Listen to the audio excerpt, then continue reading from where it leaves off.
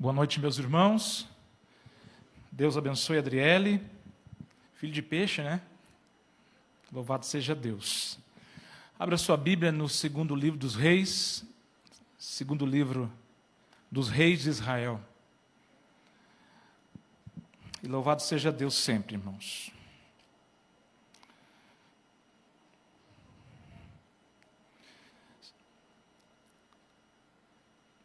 Segundo livro dos Reis, no capítulo de número 3, nós vamos ler a partir do verso 15.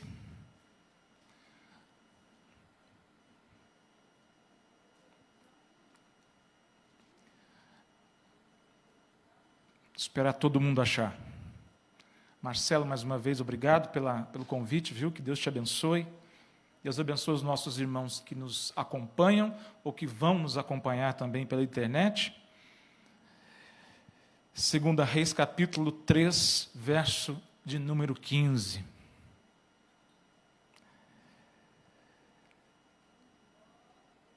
Ora, pois, trazei-me um tangedor. Quando o tangedor tocava, veio o poder de Deus sobre Eliseu.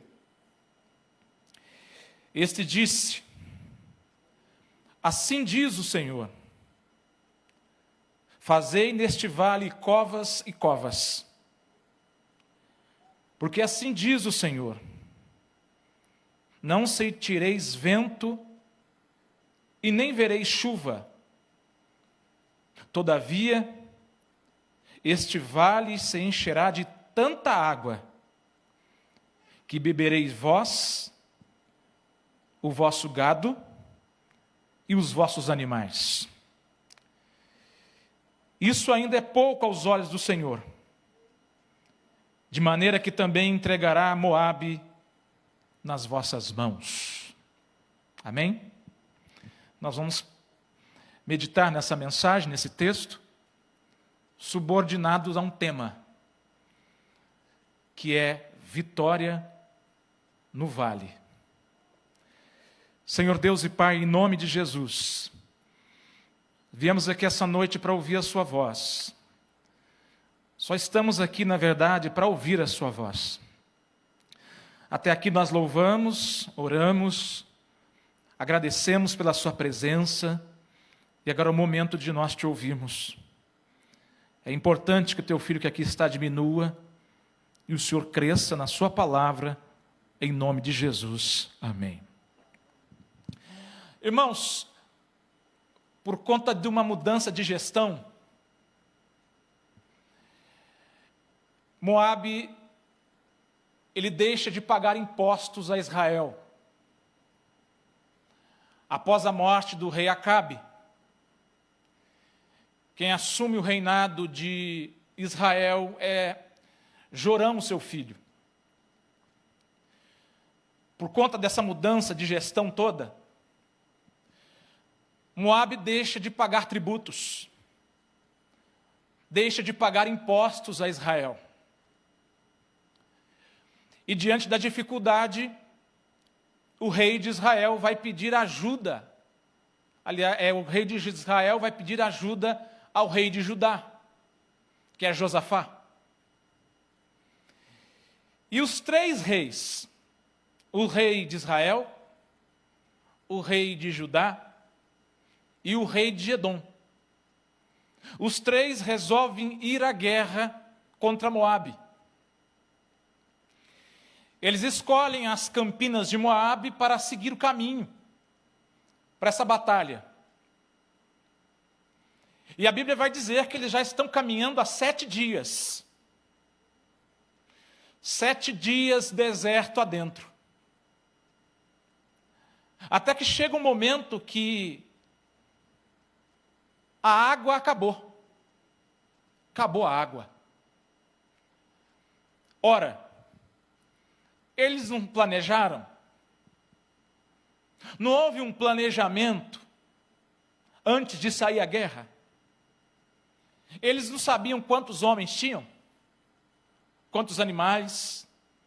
A quantidade de armamentos? Era comum fazer um planejamento antes de sair à guerra. Era comum planejar, contabilizar, desenhar, escrever quais seriam as provisões, os alimentos e principalmente a água. Mas certo é, irmãos, que a água acabou. E se não bastasse a água ter acabado, eles não tinham mais condições nem de seguir viagem e nem de voltar para casa. Não dá para voltar 7 dias sem beber água. E também não dá para seguir viagem até a batalha, até a guerra, o local da guerra.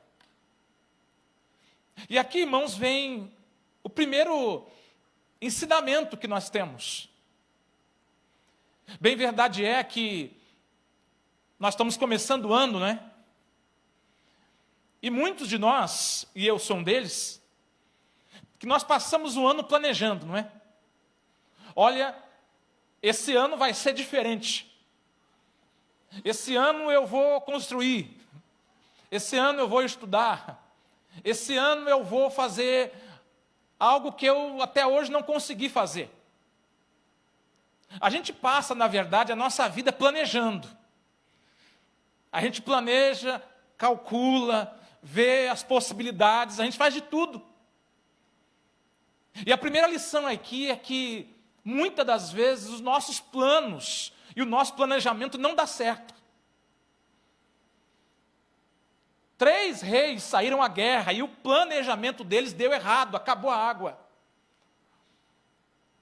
Isso acontece conosco também. E às vezes nós sofremos por causa disso, não é? Olha, mas eu fiz tudo certinho. Eu orei a Deus, eu apresentei ao Senhor, eu desenhei, eu escrevi, fez tudo certo. Mas os seus cálculos deram errado. Aqui é a primeira lição para nós. Os nossos cálculos invariavelmente vão dar errado. Os nossos cálculos, aliás, sempre vão dar errado. E muitas vezes isso acontece, irmãos, não é para que a gente se perca no caminho, não. Mas é que nós possamos aprender a confiar mais em Deus. É redundância falar isso.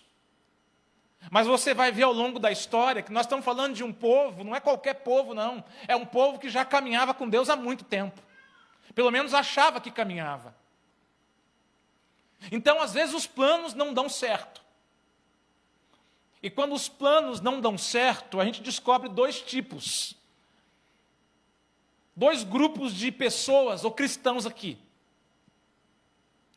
O primeiro grupo é um grupo que foi liderado pelo rei de Israel, que disse assim: olha, o Senhor nos trouxe para essa condição, Deus nos trouxe para esse vale para nós sermos derrotados mesmo. É plano de Deus, não tem jeito, não tem água, acabou a água, e gerou uma murmuração geral. Enquanto está todo mundo murmurando, o rei de Judá, Josafá, diz: espera aí,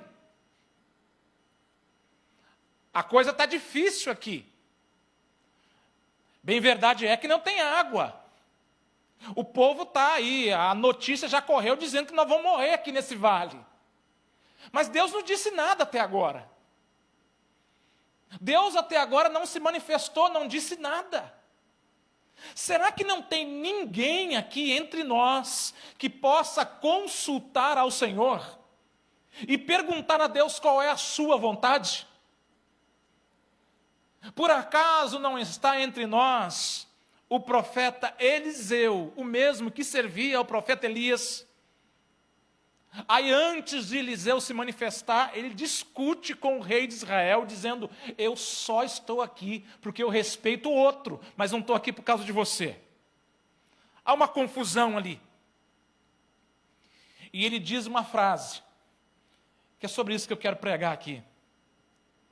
Ele diz a todo o povo, e eu digo a cada um dos irmãos que nos ouve aqui essa noite, ele disse o seguinte: trazei um homem, trazei alguém que toque, alguém para tocar. Trazei alguém até aqui para que nós possamos louvar ao Senhor. Meus irmãos, será que é impressão minha? Ou até o presente momento Deus não está ali? O povo para de receber tributos, eles resolvem ir para a guerra, caminham 7 dias no deserto, e até agora Deus não falou, Deus não se manifestou, não tem Deus aqui. Mas agora eles dizem o seguinte: traz alguém que louve a Deus, porque enquanto nós louvamos a Deus, Deus vai falar conosco. Deus vai manifestar o seu poder entre nós. Talvez você entrou pelas portas da igreja hoje, se perguntando por que as coisas ainda não aconteceram. Por que é que você tem planejado tanta coisa e ainda não tem dado certo? Por que é que você tem buscado tanto a Deus, feito tudo tão certinho e aparentemente as coisas ainda não sopraram a seu favor, o vento não foi favorável? Deus está dizendo para você aqui, no tempo da escassez, no tempo da falta, da necessidade, porque vale significa angústia, sofrimento, dor, tristeza e também mudança. Em um momento que você está passando pelo vale, e vale significa isso mesmo, é o momento de nós consultarmos ao Senhor. Irmão, não faça nada sem antes consultar ao Senhor. Não faça nada sem antes consultar a Deus. Não diga que sim, não diga que não, nem vá, ou volte, ou fique, sem antes perguntar ao Senhor qual é a sua vontade. Eu tenho certeza aqui que todos nós temos algum tipo de experiências como essa, de nós nos olharmos no espelho e perguntar assim: Deus, por que é que eu não consultei ao Senhor antes? Eu não sei se você já viu, já passou por situações tão óbvias, que você disse: bom, eu resolvo isso aí do meu jeito, eu faço do meu jeito mesmo. Aí você vai lá e faz do seu jeito, e dá tudo errado. Aí você tem que se retratar, tem que voltar atrás, tem que dar um passo atrás, tem que pedir perdão, desculpa, tem que voltar tudo, porque você não consultou ao Senhor. Semana passada, os irmãos sabem que eu tenho um filho que está colportando, né? Eu vou dizer uma coisa aqui, o que eu vou dizer aqui é minha responsabilidade, tá? Temos um ancião da igreja ali, depois se ele quiser brigar comigo é com ele. Então é o Cláudio, não é o Senhor, tá? Eu morro de medo de comportagem.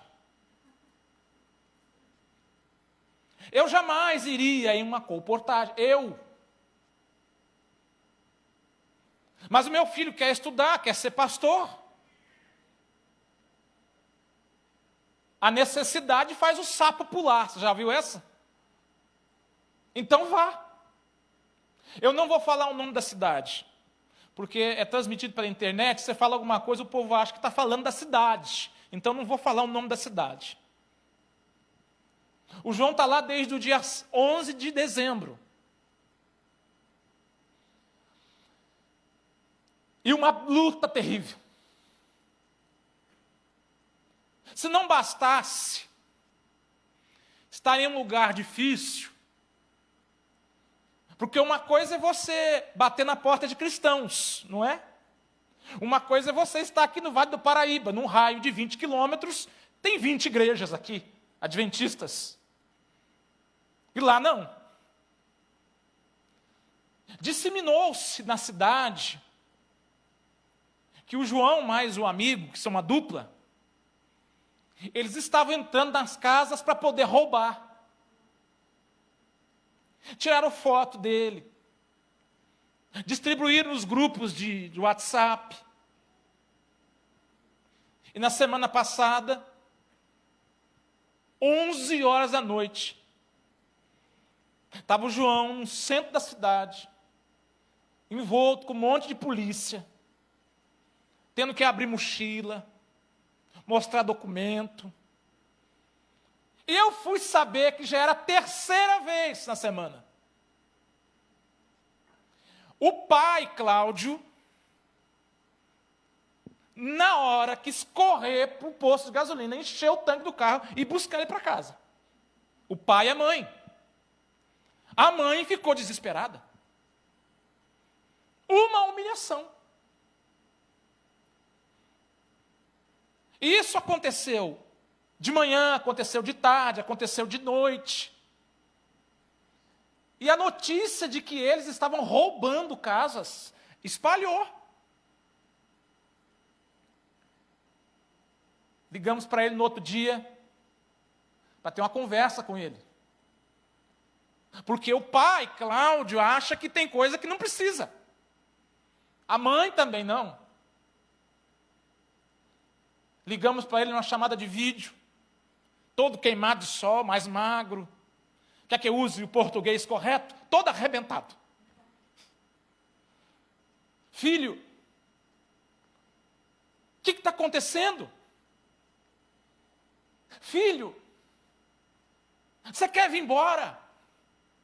Vem para casa. Filho, você está comendo?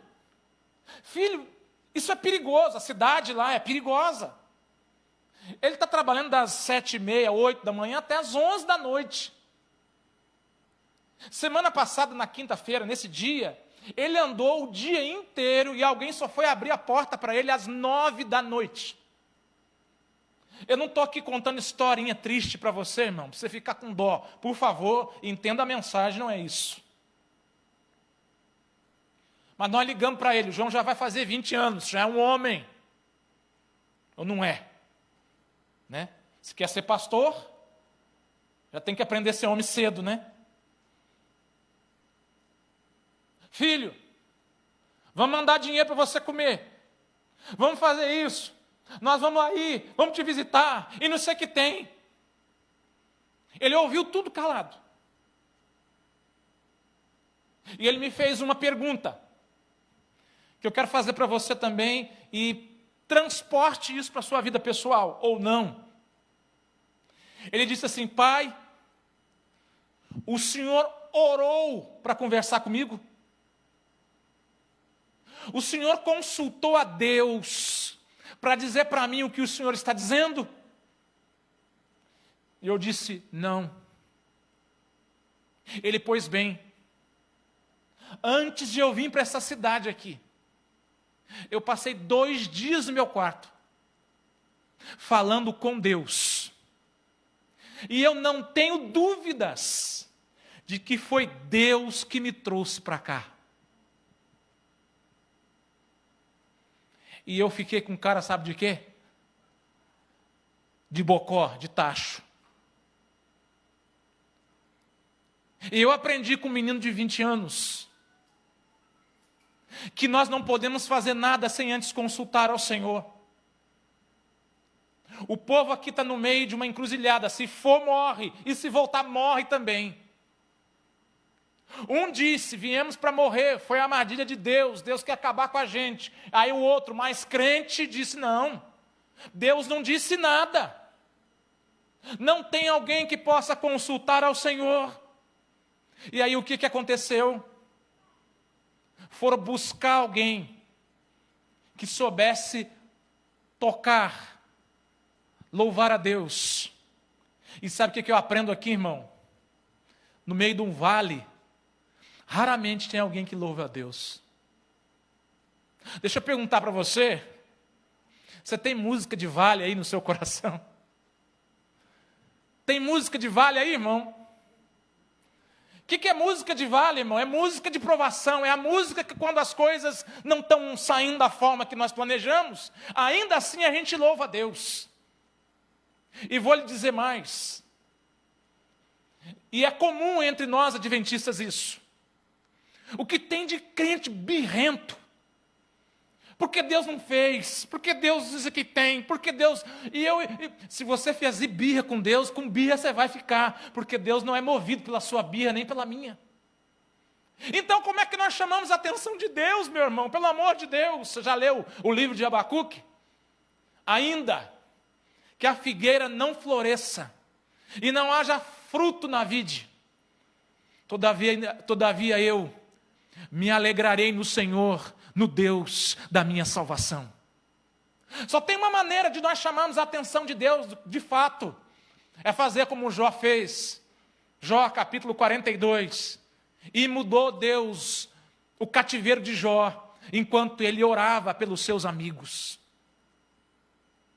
Então, enquanto a gente passa lá com birra, dizendo, alguém resolveu louvar a Deus. Então, se eu fosse você, mas não sou, e se conselho fosse bom, já diria os mais antigos, nós não daríamos, vendíamos, eu teria um cântico no coração.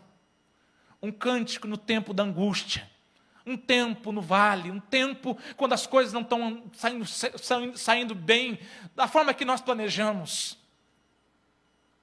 Eu vou dizer uma coisa aqui, você acredita se quiser, mas eu vou fazer 50 anos, e quando a gente vai chegando aos 50, você já está meio passado com algumas coisas, você já não quer muita, né? E principalmente contar muita historinha, você não gosta, você fica, né, enjoado. Como eu estou com a minha esposa há 32 anos, a minha esposa fala assim, Cláudio do céu, se eu te conhecesse, se eu soubesse que 32 anos depois você está enjoado desse jeito, meu Deus.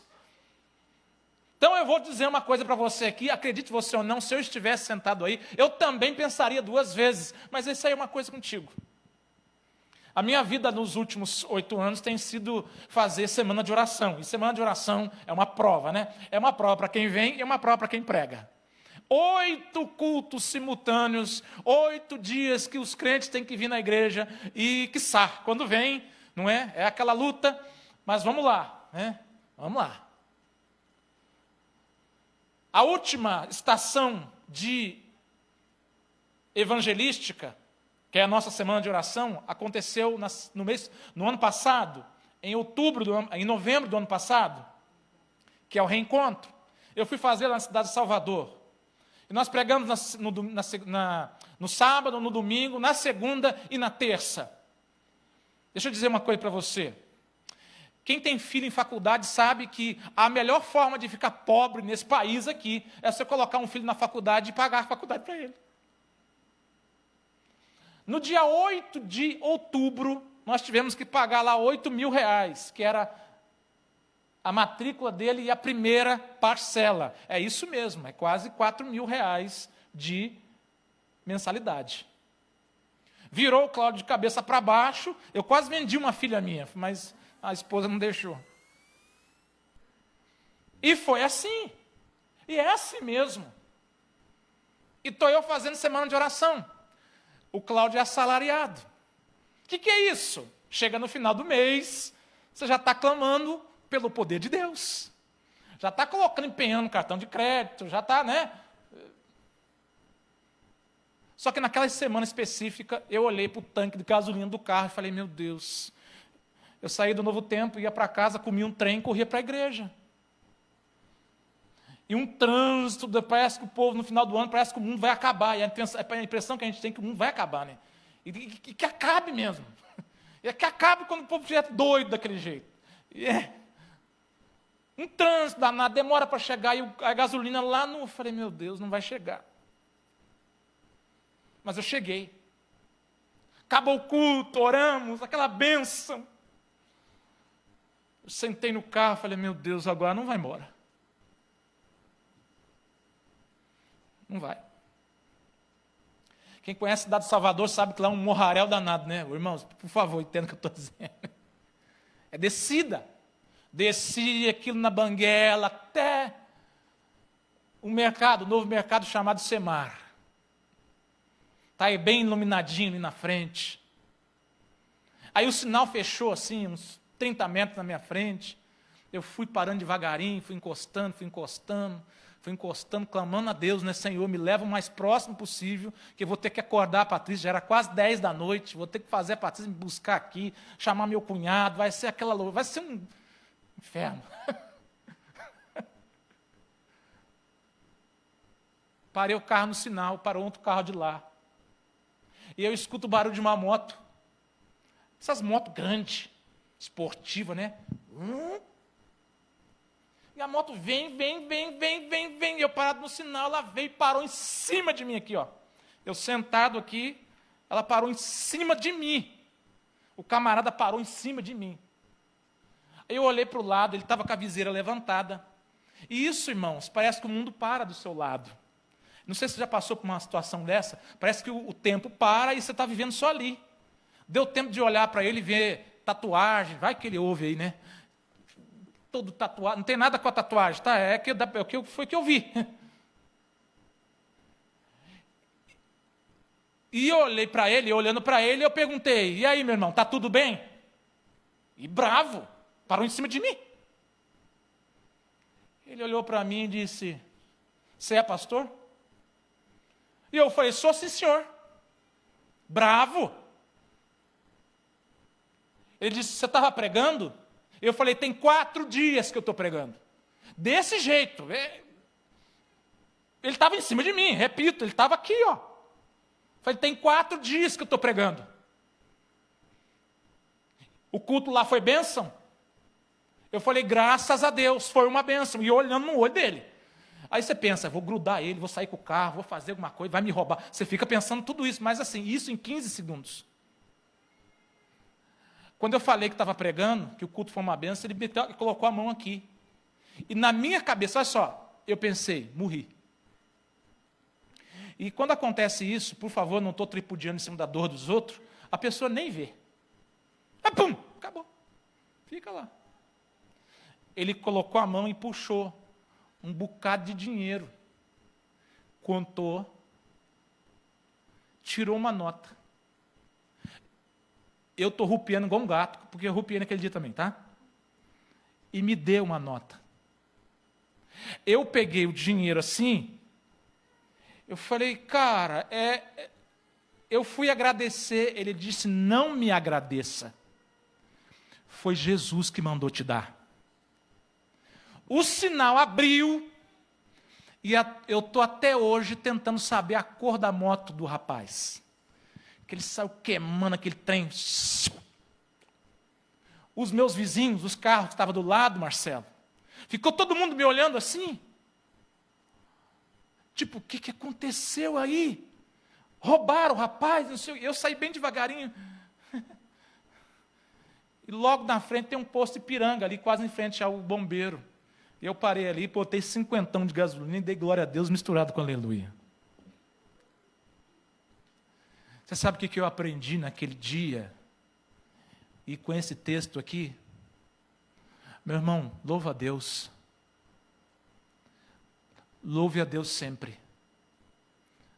Louve a Deus no muito. Louve a Deus no pouco também. Louve a Deus possuindo. Louve a Deus sem possuir nada. Louve a Deus quando os planos deram certo ou quando os planos não estão saindo da forma que você planejou. Louve a Deus. Louve a Deus porque nós servimos a um Deus que só espera que você ore. Que você consulte a Ele nos tempos difíceis. E que você se lembre que quando Ele não disse nada é porque Ele ainda quer falar. Essa semana um irmão brigou comigo. Todo mundo quer brigar comigo também. Está fácil também nesse, né? Porque ele perguntou assim: irmão, o que você vai fazer na igreja? Eu fiquei calado. Porque essas perguntas assim dá vontade, né? O que você vai fazer na igreja? Eu fiquei calado. Eu falei assim: não, responde o que é que você vai fazer na igreja. Ele falou assim: eu vou lá porque a gente canta, né? E tem a mensagem. Eu falei: só? Ele: como só isso? A gente vai cantar e tem a mensagem. Você vai fazer o quê? Eu falei: você me perdoe, eu não sou melhor que você, não sou melhor que ninguém. Esse negócio de relacionamento com Deus é muito pessoal. Culto é pessoal sim. Então eu vou dizer para você, eu vou na igreja, sabe para quê? Para Deus falar comigo. Se tem um ser humano nessa terra que precisa ouvir a voz do Criador, é o Cláudio. Então todas as vezes que você entrar, por exemplo, na igreja, que você vier até aqui, peça a Deus: fale comigo. Eu preciso que o Senhor fale comigo. Todas as programações da igreja são lindas, tem tudo, tem cantata de Natal, né? Final de ano é aquele terror. É aquela coisa, tem tanta coisa. Está tudo certo. Está tudo no seu devido lugar, está tudo muito bem feito. Mas quando nós abrimos a palavra de Deus, o Espírito Santo tem que falar conosco. A gente tem que sair de um culto e dizer assim: Senhor, obrigado, viu? Eu entendi. Tomei umas puxão de orelha, vou sair daqui bravo com o Senhor. Esse pregador aí não prega muita coisa não, mas eu acho que o Senhor falou comigo. Então quando você entrar num lugar como esse, a igreja, a casa de Deus, e casa de Deus, irmão, significa guerra. É uma guerra ou não é uma guerra? Você não é um grande conflito que diz que nós estamos vivendo o ambiente do grande conflito? Não é isso que nós vivemos pregando? É a base da nossa teologia. Nós estamos no ambiente do grande conflito. O que é um grande conflito? Uma guerra. Nós estamos passando por uma grande guerra. E guerra espiritual, irmão, você não vê. O apóstolo Paulo, não escreve a sua carta aos Efésios dizendo que a nossa luta não é contra carne nem sangue, mas contra os principados e potestades que habitam nas regiões celestiais. Então a guerra não é contra o patrão, contra o amigo, contra o trânsito, contra o Trump, não é. A nossa batalha é contra um ser invisível, irmãos. Um ser que bate aqui, ó, e espera a gente cair aqui. Eu faço votos, irmãos, que assim como esse povo fez, porque o texto diz que enquanto eles louvavam a Deus, o que aconteceu? Vou fazer aqui uma mímica para você não esquecer mais. Enquanto eles louvavam a Deus, a mão do Senhor veio sobre o profeta Elias, sobre o profeta Eliseu. E aí o profeta, aí sim ele profetiza e diz: assim diz o Senhor, esse campo se encherá de água, esse vale vai se encher de água. Cave as cisternas, porque vai ter água. E sabe qual é o melhor disso? Vocês não vão ver vento, vocês não vão ver sinal nenhum. E tem coisa mais ruim que isso? Você orar a Deus, vir à igreja, entrar no seu carro, voltar para casa, e a sensação que você tem é que não aconteceu nada. O povo viveu essa sensação. Deus disse que não vai ter vento, não vai ter chuva, mas o vale vai se encher de água. Imagine o povo, um olhando para a cara do outro e cavando buraco. Cavou um lá, cavou outro lá, cavou outro lá, cavou outro lá. Imagine o povo entre eles dizendo: o que é que nós estamos fazendo? E alguém dizer assim: opa, peraí, foi Deus que mandou, então vamos fazer. E o campo, de fato, se encheu de água, porque a Bíblia diz que pelas campinas de Moabe a água veio jorrando, encheu as cisternas. Os inimigos se levantaram pela manhã, olharam de longe o sol batendo ali sobre aquele campo e viram as águas vermelhas como sangue. E pensaram, se mataram entre eles. E desceram lá para ver o que tinha acontecido. E foi nesse momento que os 3 reis com seu exército dominaram Moabe, invadiram a cidade e Deus deu vitória a eles. Irmão, não espera sinal nenhum. Eu não sei se você tem costume de fazer isso. Eu tinha um amigo meu que tinha costume de fazer assim: olha, Deus, fala comigo. E fazia assim com a Bíblia. Aí o negócio não via conforme ele queria, ele fechava. Aí ele abria de novo: Deus, fala comigo. Aí ele via lá: arrepender-vos e converter-vos, porque é chegado o reino de Deus. Não, também não quero isso aí não. Às vezes não vem sinal nenhum. Eu vou repetir. A impressão que a gente tem é que não está acontecendo nada.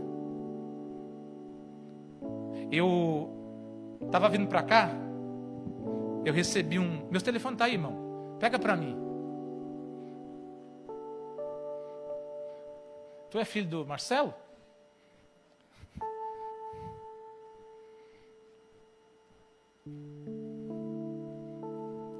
Os irmãos vão falar: esse irmão é doido.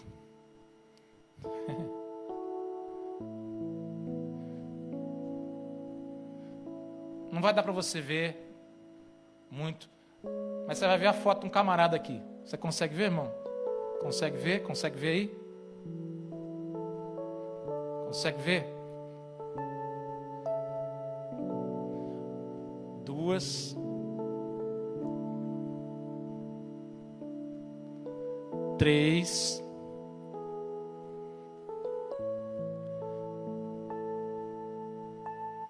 4,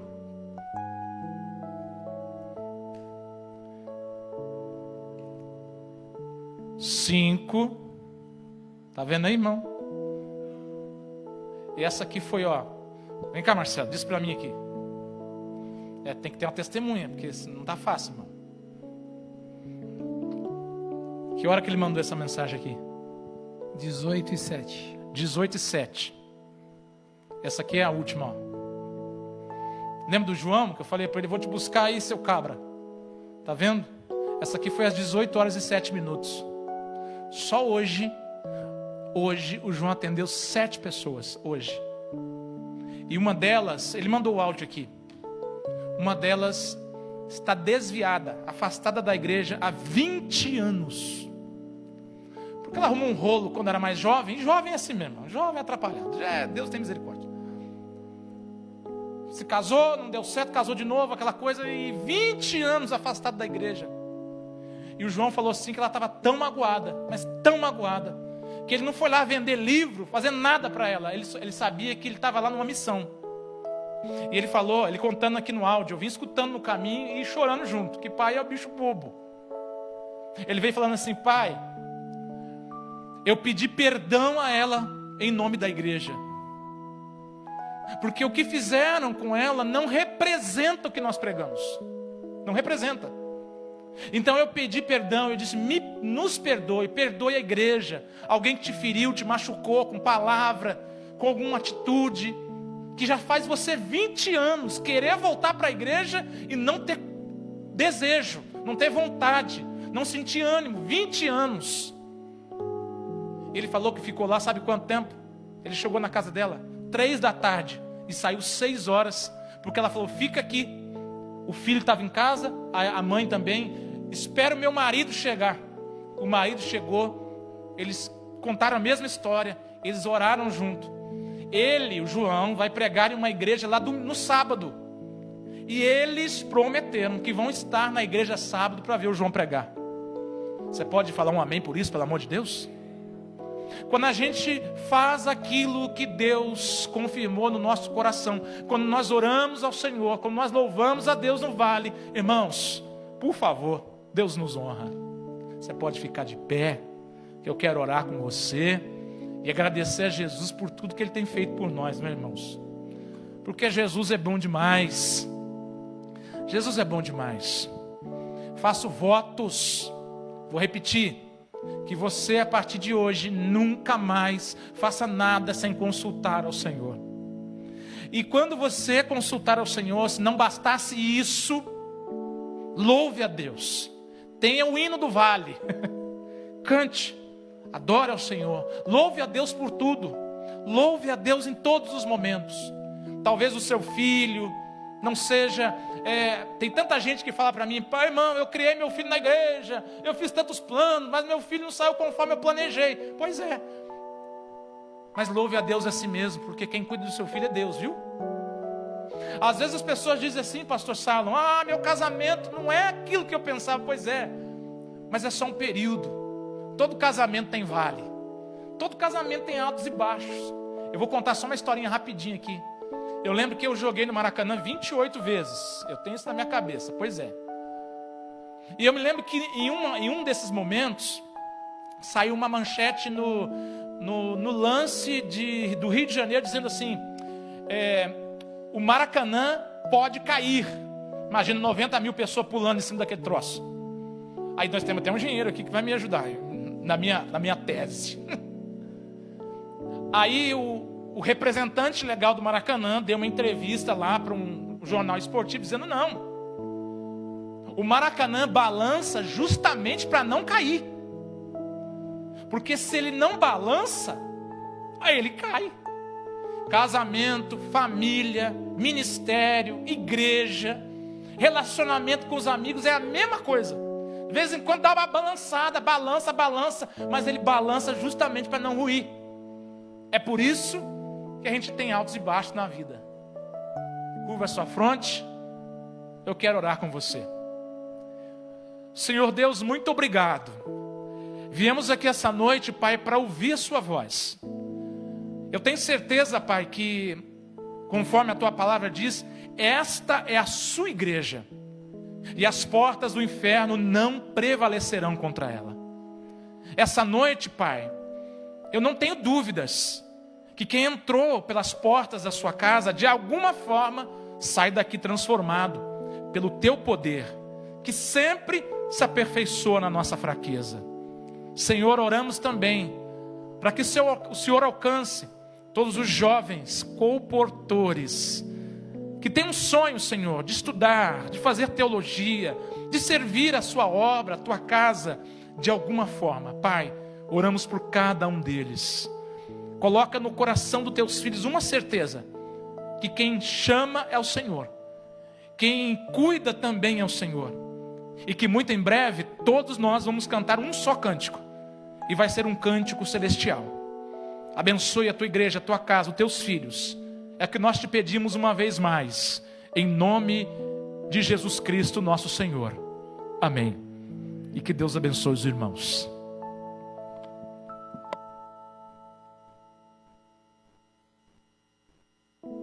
Obrigado, Cláudio, pela mensagem. Convidamos os amigos que estejam aqui no próximo sábado, quando receberemos o secretário da PV, o pastor Josemar, que vai compartilhar conosco a mensagem. A todos uma boa noite e bom retorno dos seus lares.